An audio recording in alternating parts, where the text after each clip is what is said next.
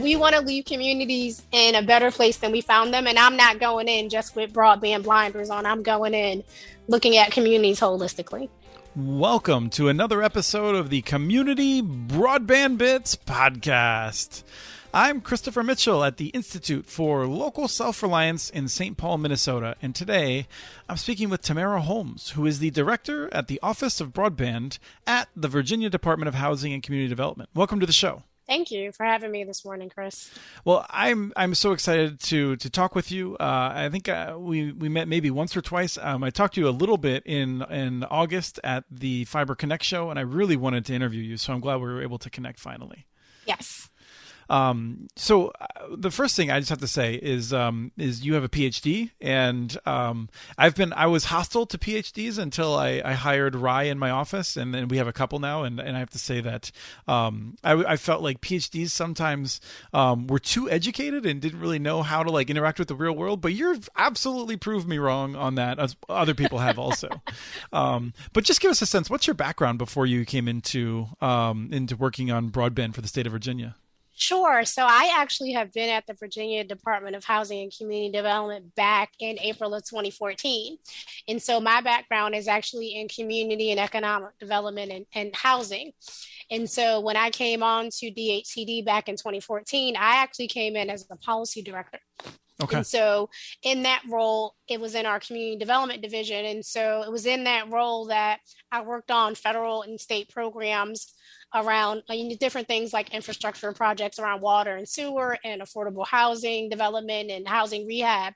And so really ensuring, because we're a housing community development agency, and making sure that we do a good job in leveraging our resources internally as an agency with helping communities address their community development and housing priorities, but also being able to identify outside resources from other state agencies, because it takes a lot of different folks to be at the table to address community concerns and issues. And so how I ended up in the broadband space is actually back in 2016, there was a program before the Virginia Telecommunication Initiative program, which is our last mile deployment program. It was VITP, and so we make up acronyms for everything in government. Mm-hmm. And so VITP was the Virginia Telecommunication Initiative Planning Grant Program. And so we received a small allocation from the General Assembly to help communities develop broadband plans.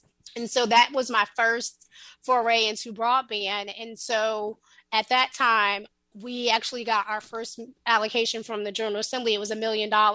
So right after we got the planning funding, the next funding cycle from the General Assembly, we received $1 million to start what is now a very large last mile program that has gone from $1 million to $750 million since 2017. And so broadband is actually one of the pillars of community and economic development. And so I incubated the body program starting back in 2017. And then in 2019, I was asked to consider becoming the director of this new Office of Broadband at DHCD. And so I moved over from my policy role and took on doing broadband full time. Right, and you described it as a large program. It certainly is one of the largest, but even more importantly, it's been described as one of the most successful.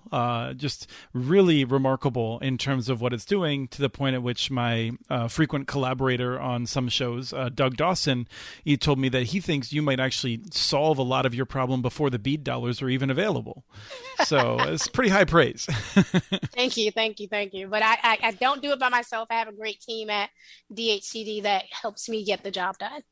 Oh, and I saw them in action too, as I was, I kind of tried to do this interview with some different folks, and it didn't fit with the way they wanted to do it. And they were very gentle in nudging me in the path of talking with you solo. So, so speaking of that success, I'd like you to walk us through, like, what's one of the grants or one of the interventions that you've been involved with that you would highlight as a model example? Sure. So I first want to share how the VADI program is implemented in the Commonwealth of Virginia, because each state may do something different. And so in Virginia, we require a public-private partnership. And so if you talk to other states, most other states provide grants directly to the private sector to build out broadband. And so when VADI was created, we were directed by the General Assembly to supplement construction costs for the private sector. And so, of course, I'm at a housing and community development agency. And so we as an agency have a great history of working with our community partners. So it was important that we pull in not only the private sector, but also pull in our units of local government. And so in our program, units of local government, which can be a county, a city, a town, a planning district commission, a broadband authority, a school district, are eligible to apply with a internet service provider. And so there's also a caveat where we have public broadband authorities in Virginia. We do have the ability as of I think it was the 2021 round to actually fund directly to public broadband authorities.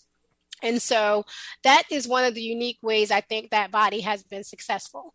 If you're familiar with broadband, it's primarily been driven by the private sector, and we have great private sector partners in the Commonwealth. And so when we started building the program, it was important that we pull all our stakeholders together. And we do that actually every year. There's not a point in time where body does not evolve. It is not the same program it was in 2017, even through 2022. And so I wanted to share a story that I share often, and it's a community called Roanoke County. And so Roanoke County actually had done some local broadband planning. And so they had buy-in from both their leadership, which included the board of supervisors, their county leaders. And so Roanoke County, I call them the little engine that could. And so is Frank the little engine? And so you're talking about Frank Smith with the Broadband Authority. That's right, yeah. And so we actually work directly with Franklin County. I have not had a project with the Broadband Authority at this point in time. And so they actually have an IT director that works for the city. His name is Bill. And so Bill's actually been my primary point of contact with Roanoke County. And so Roanoke County had come in for body several rounds, and they actually have been unsuccessful. And in Virginia, we focus on what is called universal broadband access. And so that means that a locality is to identify all their unserved locations. And so in Virginia, as of the most recent round of body, that's anything below 100/20. And so Roanoke County, in the year that they came in, which was last year, it was actually anything below 25/3. We just recently updated our definition of unserved. Governor Youngkin is really committed to affordable, reliable, high-speed internet. And as a result, we've gone from anything being unserved below 25/3 to below 100/20, which if you look at the federal rules, they typically call that underserved. And so we don't use the word underserved in the Commonwealth. Anything under 100/20 is unserved to us. And so Roanoke County came in several rounds of body and were unsuccessful. And this last round, they came in with the universal projects. They came in with 4 different applications, with 4 different providers, with 3 different technology types. And so they were successful to get an award. And so they came in with Cox Communications, which is a cable provider. They came in with Shentel, who is also a cable provider. And so you've got hybrid coax cable, you've got fiber with Shentel. They came in with Craig Botetourt Electric Cooperative. So our electric cooperatives in Virginia, we have several of them. I think 5 or 6 that are actually have broadband subsidiaries. So Craig Botetourt Electric Cooperative came in as a partner as well. And B2X is a small wireless project. So in Virginia, we're technology neutral. We invest in all technologies. And so the county put together a universal project with 4 different providers, 3 different technologies. The electric cooperative is doing fiber to get to almost 98% of their unserved locations. And so I always use them as a success because, one, they were the little engine that could. They applied several times and hadn't kind of hit the mark in terms of the criteria. And then this last round, they hit the ball out of the park. I mean, I always use them as how a community can do planning and look at their community comprehensively and identify multiple solutions to get to their unserved locations. And Roanoke, like most of our communities in that region, there's mountains, valleys, and hills. And so if you look at the different technologies, they're adapting technologies that will best serve their residents based on the terrain. It's a great example of a success story in the Commonwealth. And I think this gets at something that Virginia does differently than other places that you do, which is this focus on universal access. Because I've always worried that in areas where the state, and for instance in Minnesota, where it largely takes proposals from whether it's a private entity or a public entity or a partnership, in all cases, as I understand it, they put together a map of where they want to go. And it might leave some people behind that are high cost areas. You proactively work to try to say, no, don't leave those areas behind. We want a solution that gets everyone.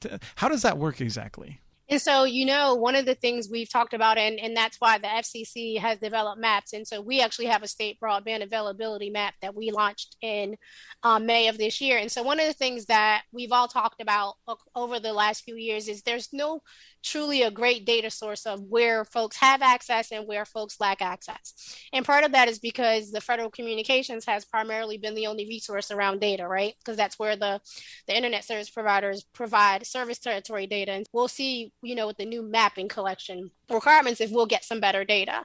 And so in Virginia, we actually were directed last March to develop a statewide broadband availability map. And so for years, prior to that map being available, so the applications that came in August, these were the first applications that were able to actually utilize some data. And so in our map, providers are required to give us their service territory data correctly. And so if you ever just want to have a snooze, take a chance and read the legislation because it's written in code. And so we actually were tied to the Federal Broadband Data Act. And so I jokingly say we were building the FCC's map before the FCC started building their own map. And so prior to us having a map, we instituted something called a challenge process. So basically a county will submit their entire county. Let's say Roanoke submitted an application. And to the best of their ability, they try to determine what areas were unserved in their county. And so they submit a full application. We have a challenge process where if there's an incumbent provider or a provider that may have some federal money through the FCC or other resources, they can challenge the application by providing us a laundry list of documents. And so we basically say, okay, throw the baby with the bathwater, and we'll pull out the locations where an incumbent provider or maybe someone that might have gotten a CAF2 award, where they demonstrate they actually provide service. And so it helps us determine what's truly unserved in the locality. So that's kind of what we've done really since, I wouldn't say since the beginning, but that was a lesson learned, that we needed a challenge process to really narrow down the areas that were unserved, because we're not in the business of overbuilding where folks actually have service to the level of what we define as served. That definition, of course, now is 100 over 20. And so that has really, brought communities together. It's brought the private sector to localities. We do a notice of intent. And so communities will send us a letter and say, hey, we want to apply for VADI. We post it publicly. Anyone has access to that. And so even if you've got a small company that's in a locality who's not really engaged in our program, they can challenge and go, we do provide service here, and they provide supporting documentation. Now, there is an opportunity for an applicant to rebut a challenge. And so we kind of go, and so that's what we've kind of done. And it's worked very well for us. One, it finally allows, and so we also have this thing called FOIA. And so everyone always asks me early on, what was if you had one thing that was a game changer for your program, being able to protect the proprietary information from providers, whether they're applying for VADI or they're challenging an application, has helped us, because everything I've learned in broadband space is proprietary to companies. And so that's actually helped us to have conversations around where their service is and where service is not in a locality. Right. And some of us, I think, would be frustrated and are frustrated at the level of which companies would say some information is proprietary. And I might say, I don't think it's that proprietary. I think you're just being overly protective. You're caught in the middle and you're like, look, I'm just trying to get something done here. And I need these companies to trust they can give me information that's accurate. Right. That's kind of where you end up. But let me ask you, so I think there's a different kind of question that I'm really curious about, which is if you have an area and you say that, let's just say half of the county is unserved, and you have an application that comes forward and says, okay, we can do like 80% of that area. My understanding is that you kind of push back and you're like, look, what about the other 20%? What are we going to do there? And you work with them to try to make sure that they're not carving out areas unnecessarily. Is that understanding right? Yeah, so we do have broadband planning staff. And so our office has actually been looked at as a model for how you staff a broadband office. And so originally when we were staffing the office, we got pushback from the private sector. You're the government, you don't know what you're doing. And so my first hire was actually an engineer that came from the telecommunications industry. So that was the first thing. The second thing was broadband planners. And so these are folks that are GIS subject matter experts. And so when you start pulling localized data, you start pulling point and polygon files of households and communities and businesses. And so we really take a map of a county, identify every single rooftop in a locality. And to your point, we want to know exactly, like if you use the example you said, a community submits an application, or even during the planning process, they identify 80%. And we'll ask, what are the solutions for the other 20%? And sometimes, an application may have to come in for body. Sometimes we may have to pull in an incumbent provider and say, cable company X, you seem to be the provider in these other 20% of the county. Where do you actually provide service so we can help the county actually identify all their unserved locations? Now, we don't come in as a state and go, you have to have X percentage amount of all your unserved locations in an application. That is determined locally. The communities, the county administrators, the city managers know their communities best, and they know their neighbors. And one thing I've learned a lot about working in rural communities in Virginia, word of mouth is a true thing. We really take a community, look at it on a map, and like you said, if we see that they're looking at only 80%, I always jokingly say, we want to color in a county. And so we go, okay, what are your solutions for the other parts of your community? And actually we incentivize that. So if a community comes in with 80%, they have to show us that the other 20% has service, or that they've got a plan for it. And some of it really boils down to them having the ability to have additional financing. And so, with the ARPA funding, we had state money. Some communities got local fiscal recovery money, and so they utilize that as match. And so, with broadband, it takes so many different sources of funds. And so it may be that a solution, it might be a company that came in and promoted a fiber solution, and maybe the other 20% is maybe the more harsh terrain, and maybe there needs to be a different solution. And so we really work with communities, going back to just even the concept of the word broadband, and work all the way with them through getting to come in for a body project. Great. So now we're gonna enter into a little bit of a speed round of okay. Of I don't think just because you have a limited time, and I want to make sure we get through a couple of questions I've lined up here in terms of trying to get at how you run the office. Some states and federal officials are nervous about grant layering. The idea that, like, if you're already getting money from the FCC, like, should you get money from the state of Virginia? You take a pretty pro position on that, right? The first thing is we don't allow a duplication of a beneficiary. So if someone has we require on leveraging. So and of course, we don't pick who the providers are that partner on these projects. That's completely up to the applicant, the unit of local government. And so there are some instances where there might be a provider, and a lot of our communities put out a request for proposal. So there might be some cases, Chris, where a county has selected a provider who also may have some federal money. And so a great example of a project that was built out in Virginia that we're actually really close to closing out is in King and Queen County. There was a provider that had some CAF2 funding. And so CAF2 is the Connect America funding from the FCC, and that was an auction. I think it was back in 2016 or 2017. Ancient history. I remember it well. Yes. And so that company actually came in with the county on a body application to fill in the Swift cheese holes, because the federal monies, the auctions have also left Swift cheese holes. And so again, we talked about coloring in a locality. And so King and Queen County was a county, when we're talking about way before anyone had an infusion of money, King and Queen County partnered with that provider who had CAF2. We knew where the other unserved locations were in the county. And so they came in for body. King and Queen County is one of our counties where they're actually, I want to say, where they've actually leveraged federal money to build out full universal access within their county. And so that's kind of so we take the pro approach is we want you to leverage it. And so if someone has CAF2 money and we've got body money in it, no, you can't count a calf passing as a body passing, and vice versa. And some of these federal auctions, to be really transparent with you, we've had situations where half of the road was in a federal funded area, but the adjacent side was not. And you've got half the community on one side getting service through a federal award, and then no one on the other side is getting service. And so we're filling in those gaps with body. And so we've seen it happen with CAF2. It's been successful in King and Queen County. RDOF, we're still building that plan as we're flying it, because, we still got providers that are finalizing their RDOF awards. And so it seems to have worked with us. We're not overlapping RDOF. We're not overlapping CAF. We're leveraging the federal resources and coloring in the areas that are unserved still after the federal resources have been made available. Great. Now let's talk about areas where there's a lack of access, but they haven't maybe been successful with federal auctions or federal programs.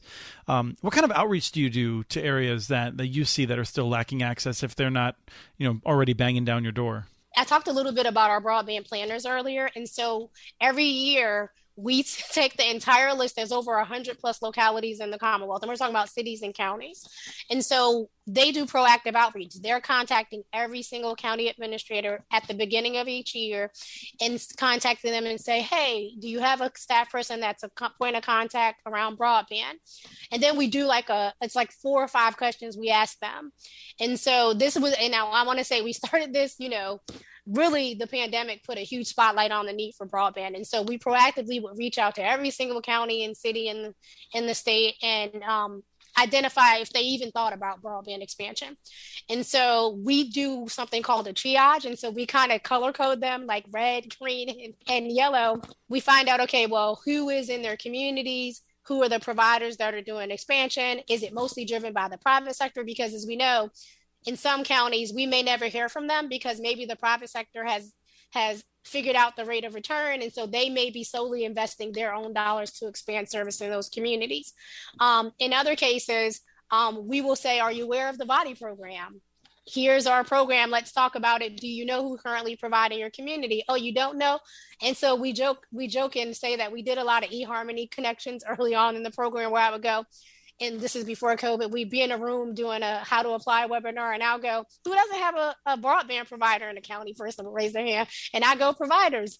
Who doesn't have who are you located in that county? And literally physically matching them. And so we do a lot of connections. And of course, there's a disclaimer. I'm not endorsing a provider. I'm just saying, here's a provider who may be interested in working with your locality, and go forth and have a conversation. And how can we be a resource around data? And so that's kind of how it's been working to make the projects work within the Commonwealth.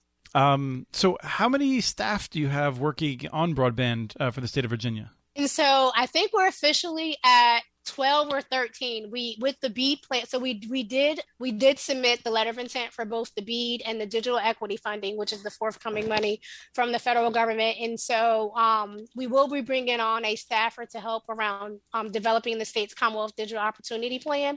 And so I think with that position will be about 14 positions officially in my office. That's wonderful. Everyone has a different role and responsibility as it relates to the office. But it's a sign that Virginia takes this seriously in ways that other states have not. It's one of the largest offices I've heard, and also one of the most effective. And honestly, to kind of toot our own horn, that was investments from our General Assembly. Our General Assembly made sure that they provided administrative dollars way before I even had, the American Rescue Plan or Capital Projects Fund. We had those positions. I've only hired 2 people since we received the American Rescue and Capital Projects funds. Yeah, I'd love to see that local self-reliance. Someone should start an organization to support that. And last question is, what lessons have you learned along the way? And what should other states, if a state's going to draw 1 or 2 lessons from your office, what should they be taking away? Well, I always talk about FOIA. If there's a way that your state code allows you to offer some protection of proprietary information, it gives the private sector a little reassurance about what you can and cannot share publicly. So I would say that definitely, between not having it and having it, completely changed the landscape of broadband expansion in the state. So FOIA. And then also, really, I know a lot of states are thinking about staffing up. And so when we hired those broadband planners, I had no idea that I would potentially be challenging an FCC map, right? Or the location layer, and then eventually the service territory data. And so my goal was to make sure we had planners, because not a lot of our communities have GIS capabilities. And so it was important for me to be able to share that skill set. And so I would say broadband planners as a priority. Policy staff is really important. I did not go into this job running a federal program. I have 20 plus years of running federal programs.